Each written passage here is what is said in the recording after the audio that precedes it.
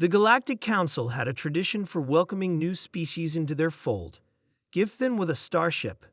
For humans, they chose the Perseverance an outdated, nearly decommissioned vessel that Council Admiral Trock called barely spaceworthy. It was meant as both test and insult. Humans were untested, potentially volatile, and many Council members harbored reservations about their inclusion. Give them the Perseverance Trock had said with a dismissive wave of his four-fingered hand. If they can make it work at all, perhaps they'll prove worthy of further consideration. Captain Alex Morgan stood on the bridge of the Perseverance running a hand along the worn control panels. The ship's systems were antiquated by galactic standards. Manual navigation controls, basic weapon systems with targeting computers that lagged, and life support that wheezed like an asthmatic runner. "Well?" asked Lieutenant Rivera, Morgan's second-in-command. "What do you think?" Morgan smiled. "I think we've got work to do." The engineering team, led by Dr. Bell, disassembled everything they could. Unlike other species who treated technology as sacred and unalterable, humans approached the ship with reverence. When they discovered that the propulsion system operated at only 40% efficiency due to outdated cooling mechanisms, they didn't request replacements from the Council. They redesigned it. "You can't modify Council technology," warned Vex, their Galactic Council liaison. "It's against protocol. We're not modifying it," Bell replied, elbows deep in engine parts. "We're improving it." Within 3 months, the Perseverance no longer resembled the ship they'd received. The humans had stripped redundant systems, repurposed materials, and reconfigured power distribution. The Council had expected them to merely learn to operate the vessel. Instead, they'd transformed it. Their first mission came unexpectedly. A distress call from a mining colony under attack by the Krell, a notorious pirate faction. The nearest Council vessels were hours away. The Perseverance undergoing tests in a nearby system, could arrive in minutes. "It's a trap," Trock transmitted from Council headquarters. "The Krell never attacks so openly. Stand down and wait for proper forces." Morgan acknowledged the transmission, then turned to Rivera. "Plot a course to the colony." "Sir," Admiral Trock ordered. He suggested, "We're not officially part of their command structure yet, and people are dying." The Perseverance arrived to find 3 Krell warships bombarding the colony's shields. Standard protocol would have been to engage from a distance, maintaining tactical superiority through position. Morgan ordered a direct approach. "Full speed toward the lead ship," Morgan commanded. The tactical officer, Lieutenant Jones, looked up in shock. "Sir, our shields aren't rated 4.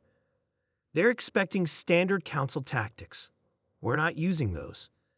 The Perseverance accelerated toward the lead Krell ship, which continued firing on the colony, evidently dismissing the approaching vessel as no threat.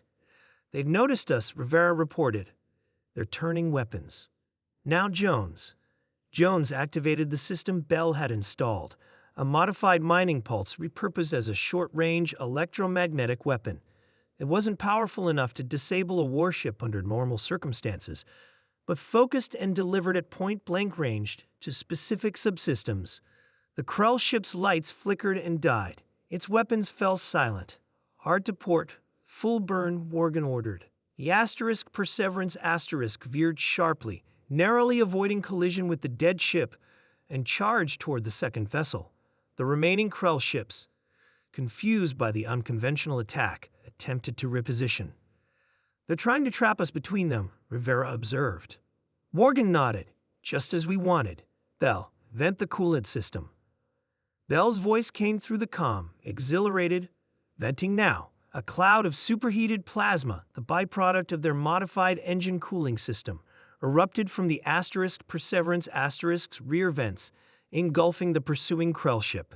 It wasn't damaging enough to destroy the vessel, but the cloud scrambled sensors and scorched delicate external components. With one ship dead in space and another blinded, the third Krell vessel broke off its attack on the colony and fled.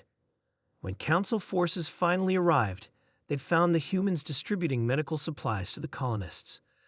Admiral Trock's hologram appeared on the bridge. You disobeyed a direct order. With respect, Admiral, Morgan replied, you advised caution, but we saw an opportunity to help. You could have been destroyed, but we weren't. Word of the Perseverance*'s victory spread quickly. The Council had expected humans to struggle with the obsolete vessel. Instead, they turned its very limitations into advantages.